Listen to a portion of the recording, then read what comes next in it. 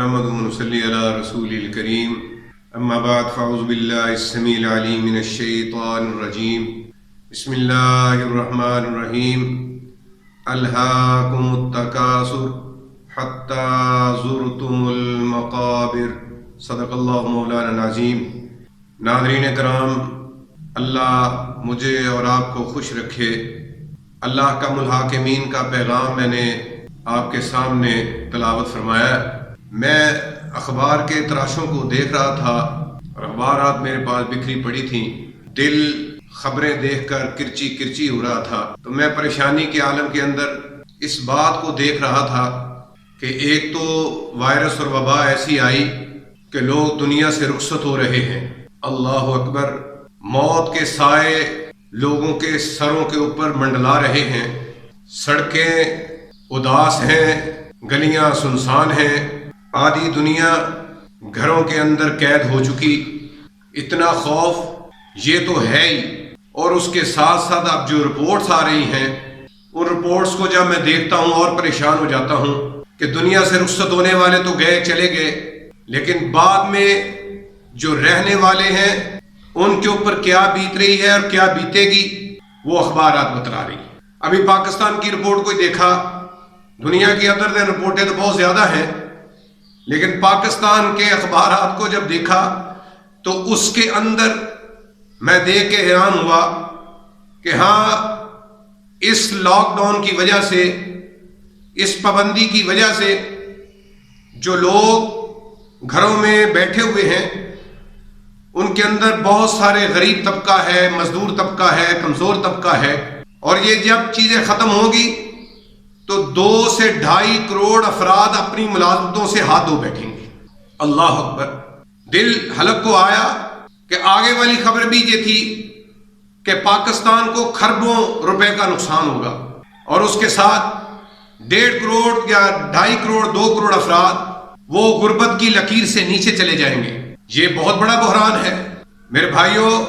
اللہ کا ملحاکمین نے انسان کو اپنے کلام پاک کے اندر یہ بات واضح طور پر سمجھا دی اور بتلا دی کہ ہاں، انسان کو کثرت مال نے ہلاکت کی طرف ڈال دیا، حتیٰ کہ وہ قبروں کو جا پڑے اور اپنے اصلی ٹھکانے کے اوپر چلے گئے۔ تو بھائیوں، یہ چیزیں ہم دیکھ رہے ہیں۔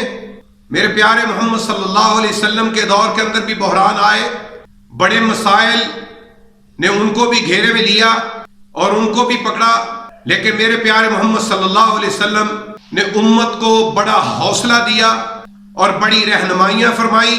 ان رہنمائیوں کے اندر اللہ اکبر، میرے پیارے محمد صلی اللہ علیہ وسلم صبر کے راستے کو اپنانے کی کوشش کی اور صبر کے راستے کو پکڑنے کے لیے کہا۔ صبر کا راستہ نہیں چھوڑنا، کہیں ایسا نہ ہو کہ تم صبر کے راستے کو چھوڑ بیٹھو اور پھر آپس میں باہمی دست و گریباں ہو جاؤ، جیسا کہ عمومی طور پر ملکوں کے اندر ہوتا ہے۔ میں نے اخبارات پیچھے بھی دیکھی، اس کے اندر میں نے دیکھا کہ ملکوں کے اندر، گھروں کے اندر تشدد شروع ہو چکا، آپس میں لڑنا جھگڑنا، بے صبری کی حالت کے اندر آپس میں لڑ جھگڑ رہے ہیں اور گھر کے اندر ایک فتنہ و فساد برپا کر لیا۔ ایسا نہیں ہے۔ میرے پیارے محمد صلی اللہ علیہ وسلم نے صبر کے دامن کو پکڑنے کے لیے کہا ہے کہ مال کی کثرت کی طرف نہیں جانا، ان چیزوں کی طرف نہیں دیکھنا۔ آپ صبر کے دامن کو جب پکڑیں گے، انشاءاللہ العزیز، صبر کے حوالے سے اللہ تعالیٰ تمہارے لیے اور راستے نکال دے گا، اور راستے نکالے گا، ایسے راستے نکالے گا کہ تم کو خبر بھی نہ ہوگی کہ تمہارے لیے کہاں سے معاملات سیدھے ہو گئے۔ یہ ہے اللہ کا پیغام میرے بھائیوں۔ اللہ کا ملحاکمین پیارے محمد صلی اللہ علیہ وسلم کو نمونے کے طور پر ہمارے پاس بھیجتے ہیں، اور جاتے ہوئے دنیا سے تشریف لے جاتے ہوئے اور یہ فرماتے چلے گئے۔ کیا فرمایا؟ آپ نے فرمایا الصلاۃ الصلاۃ الصلاۃ، نماز نماز نماز، وما ملکت ایمانکم، اور اپنے ماتحت جو ہیں، اپنے نیچے جو ہیں، اپنی امت کو یہ سبق دے کے گئے کہ ان کا خیال رکھنا ہے۔ اللہ اکبر، یہ کن کو ہدایت ہے؟ ان لوگوں کو فرمایا جن لوگوں کے پاس مال موال ہے، جو مال کی کثرت کی طرح بھاگ رہے ہیں، مال کو اکٹھا کر رہے ہیں، ان کو اللہ کا ملحاکمین نے پیارے محمد صلی اللہ علیہ وسلم کی زبانی یہ بات کہلوائی اور آپ آخری الفاظ یہ حضرت علی رضی اللہ تعالیٰ عنہ کی گود میں سر رکھا ہوا ہے اور یہ الفاظ فرما رہے ہیں، اور تاریخ کی کتابوں کے اندر یہ الفاظ موجود ہیں، صحابہ کرام کی زبانوں سے بھی یہ الفاظ نکلے اور کتابوں کے اندر بھی قلمبند ہوئے۔ یہ الفاظ ایسے ہیں کہ پوری امت کو حوصلہ دیتے ہیں کہ نماز کو نہیں چھوڑنا، جو مرضی حالات بن جائیں، جیسے مرضی مسائل آ جائیں، جیسے مرضی پریشانیاں، وبائیں اور مصیبتیں آ جائیں، ان حالات کے اندر نماز کو نہیں چھوڑنا۔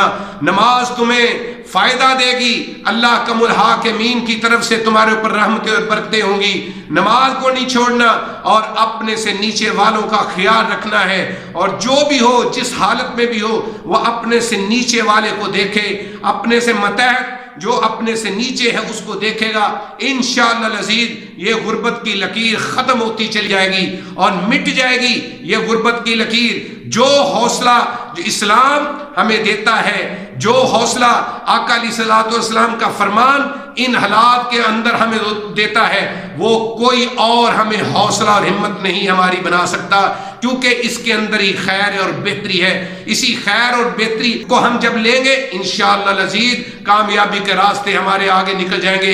ایک دوسرے کا احساس کرتے ہوئے ان حالات کے اندر اپنی زندگیوں کو بسر کریں گے تو اللہ کم الحاکمین ہماری مدد کے لیے آسمانوں سے اپنے رحمت اور برکتوں کو نازل فرمائے گا۔ اللہ کم الحاکمین ہمیں صحیح معنوں کے اندر دین کو سمجھنے کی، اس پر عمل کرنے کی توفیق عطا فرمائے۔